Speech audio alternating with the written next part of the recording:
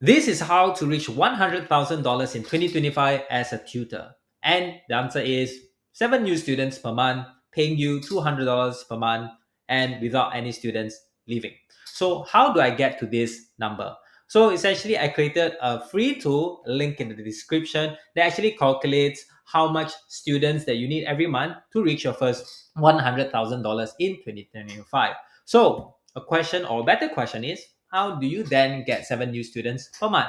So essentially, you will just need to track all of these different numbers, and this will eventually get your first $100,000 in this year, 2025.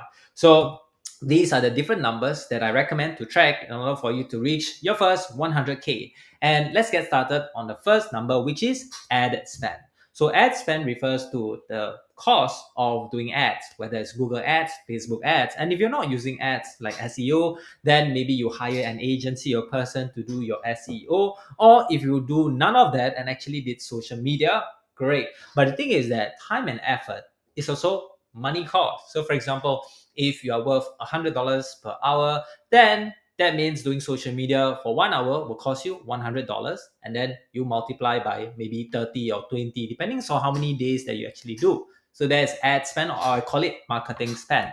So this is important to track because the amount of money you put in, the amount of effort you put in, you also expect a result as well. Because this is how you track and improve along the way to get your first 100K or maybe 1 million. So by the end of this video, I actually will, have a little bonus for you.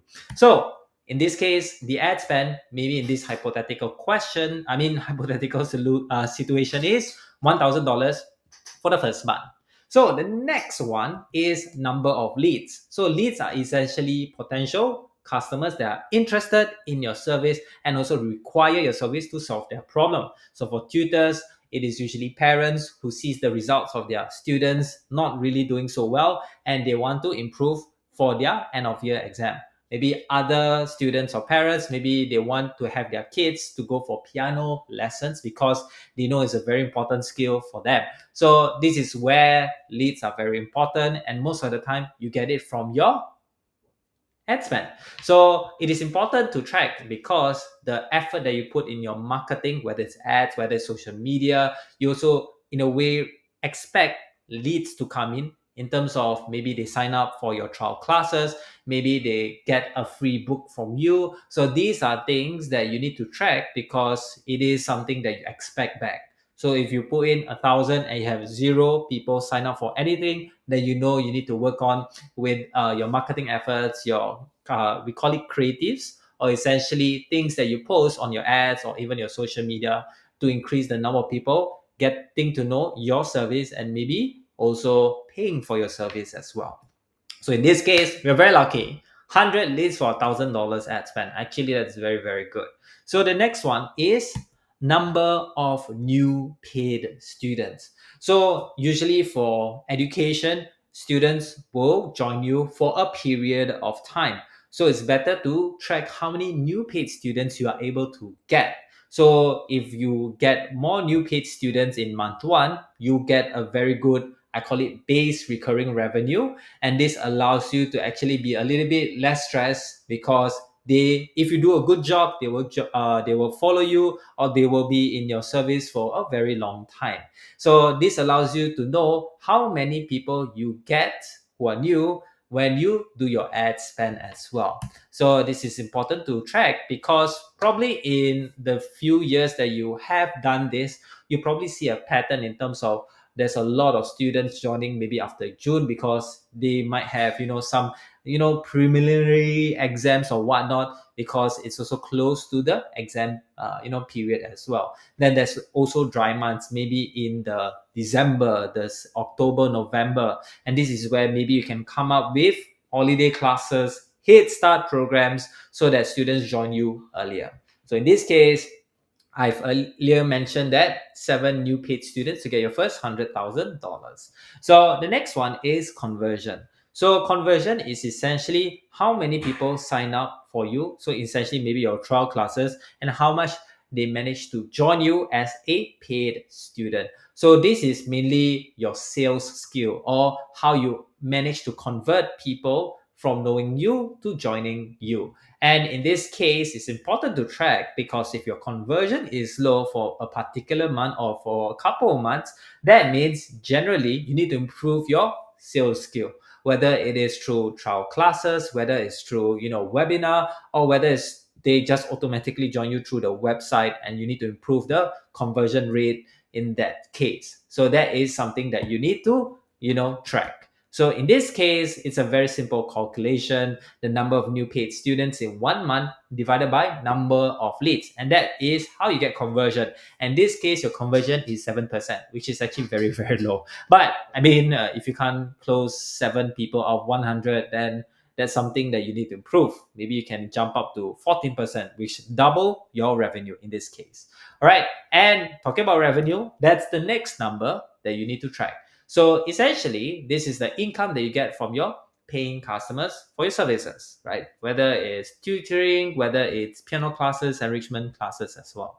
And this is important because you also need to track the amount of cash that you get as a business. Very, very, very, very important, right? And most of the time, in terms of education businesses, it is from recurring revenue, meaning students who are always recurringly going for your classes, paying you every single month.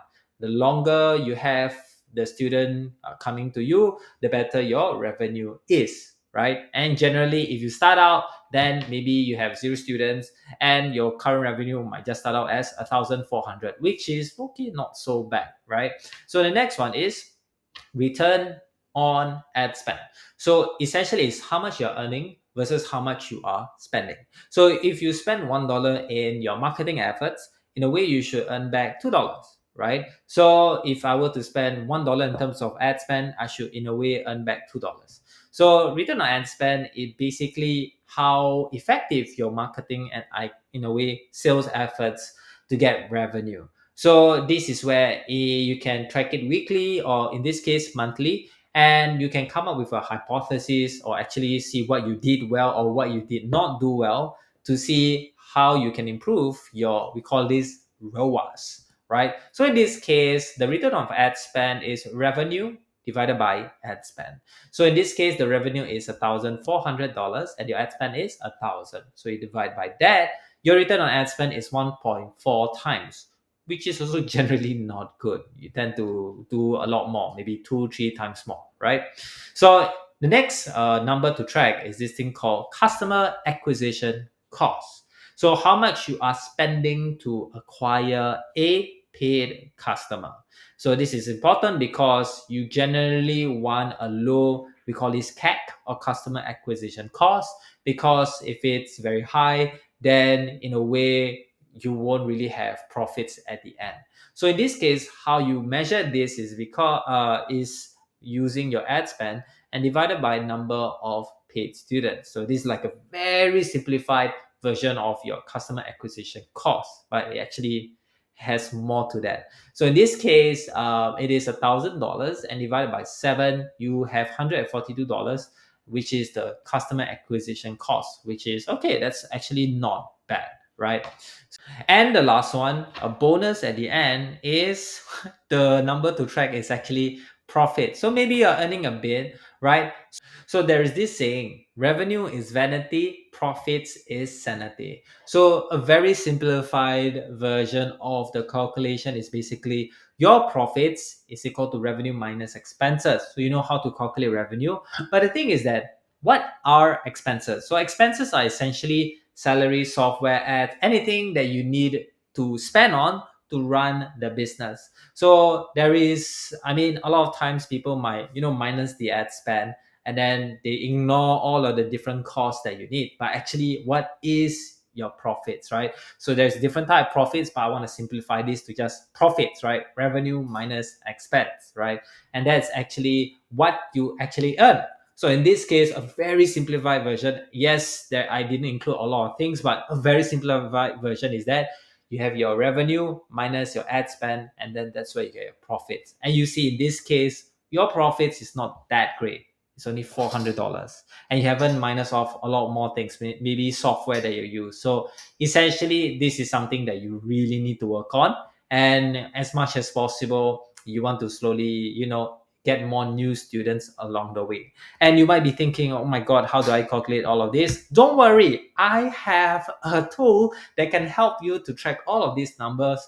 This is in this case weekly numbers, and this allows you to actually just put in the numbers and actually calculate according. So there is this tool link in the description, and by tracking your numbers, this is how you actually can know what you're doing well and do more of it, or what you're not doing well and improve on it. So if you like this video, give it a thumbs up, and if you want more of these kind of videos, subscribe down below and comment down what are the different numbers that you track. With that said, thank you so much and all the best getting your first 100K in 2025.